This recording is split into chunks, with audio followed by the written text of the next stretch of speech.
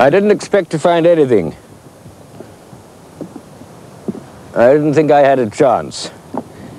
It was 7 o'clock on the morning of May the 20th, and I gave myself 48 hours. Then something happened. I found my spare clothing dry, my spare sleeping bag dry. I found my pots and pans box, my 2 primuses, and my spare matches dry. I found my #1 tent, the white one, undamaged, and that made 2.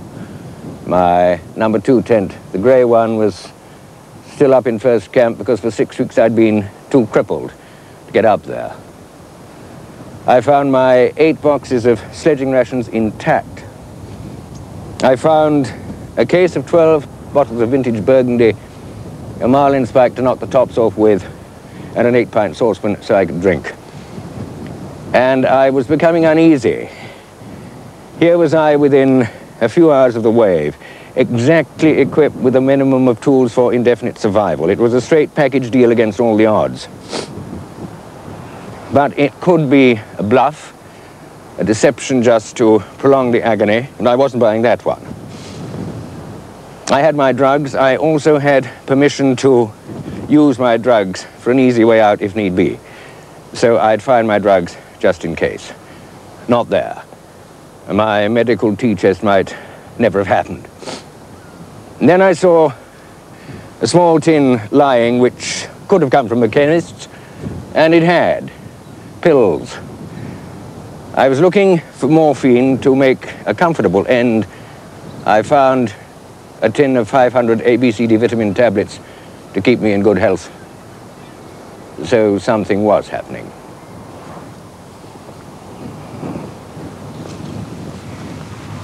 I couldn't, anyway, not immediately, face up to going on living at sea level.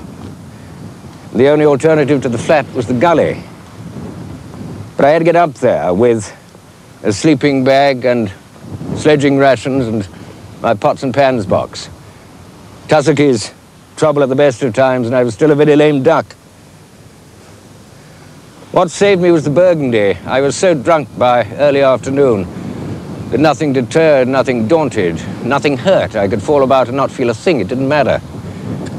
So I'd got up there with the gear and reoccupied first camp before dark.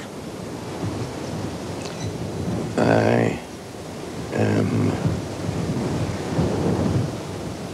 afraid.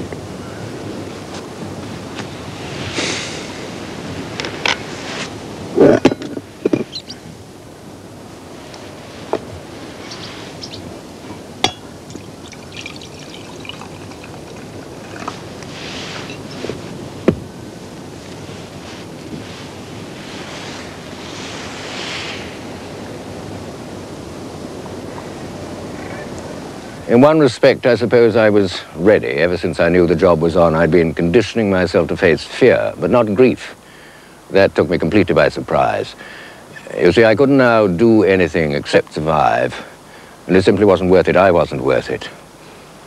And one thing that I couldn't understand was why nobody showed up from the whaling stations. I couldn't believe that the wave hadn't clobbered them too, and that as soon as they'd sorted themselves out, they'd be round to see what had happened to me. Of course, they never had the wave. They couldn't know. My second reason for choosing this particular cove had been its inaccessibility, which was now ironic. Nobody could get at me over land. Only the sealers knew how to get at me by sea, and they wouldn't now be around again before the spring, mid-September at the earliest. Call it 4 months, 120 days, which was the survival target I set myself. So 4 30-day stages, and I'd take a rain check every quarter day.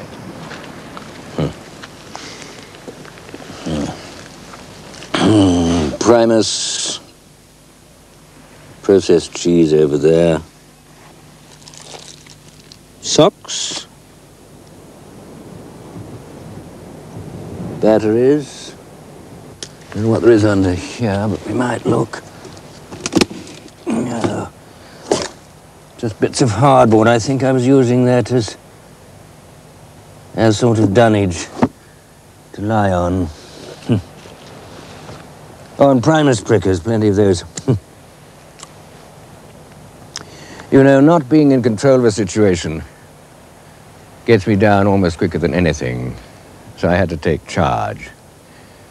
I gave myself priorities: to snug down in first camp for the duration if need be, to get a solid roof over my head, to give the sealers a chance to show up, to get myself out if they didn't. And I set myself disciplines, regular meals, a well-ordered tent because squalor gets me down just the same, and never to forego a survival discipline unless I were physically incapable. The prevailing winds in Undine South Harbour are the westerlies. The danger wind is an easterly that cuts loose about once a month. Emu House would have stood up to them. I didn't think First Camp could. On June the 4th, my first easterly since the wave, in effect, blasted me out of the gully and down to the flat.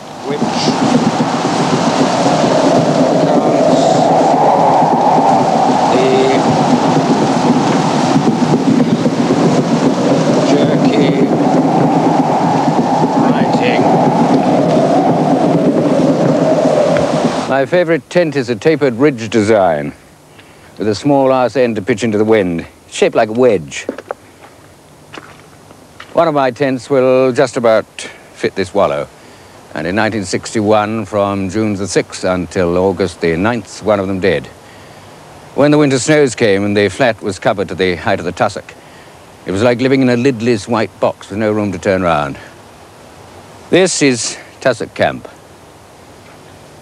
And here's one of the tent guys.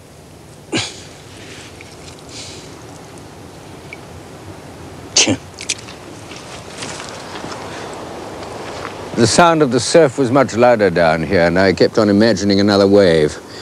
But I slept well enough once I could get off. When there was hoarfrost in the tent, I didn't waste it. Hoarfrost makes good drinking water. When there was a thaw, when my body heat had puddled the ground sheet, I meticulously mopped up. After breakfast, after drying out socks and mitts over the primus, these were the first survival disciplines of the day. On a bad morning, they could take me till noon.